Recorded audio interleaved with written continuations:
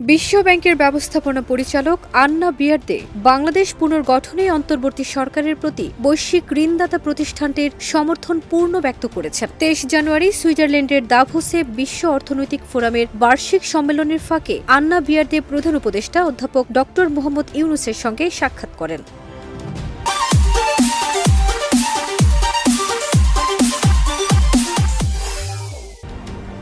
এ সময় তিনি প্রধান উপদেষ্টাকে বিশ্ব ব্যাংকের সমর্থন ব্যক্ত করেন। প্রধান উপদেষ্টার উপ প্রেস সচিব আবুল কালাম আজাদ মজুমদার রাষ্ট্রীয় বার্তা সংস্থা বাসসকে এই তথ্য জানান। বিশ্ব ব্যাংকের ব্যবস্থাপনা পরিচালক আন্না বিয়ার্দে অধ্যাপক ড.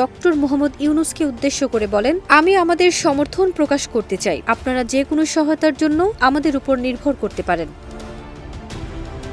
তিনি আরও উল্লেখ করেন, ব্যাংকটি বছরের দ্বিতীয়ার্ধে বাংলাদেশের প্রতি তাদের সমর্থন প্রসারিত করতে আগ্রহী। আলোচনায় তারা জুলাই বিপ্লব, অন্তর্বর্তী সরকারের সংস্কার কর্মসূচি এবং দেশের অর্থনীতির বর্তমান পরিস্থিতি নিয়ে আলোচনা করেন। ফারজানা নিকিতা, দেশ রূপান্তর।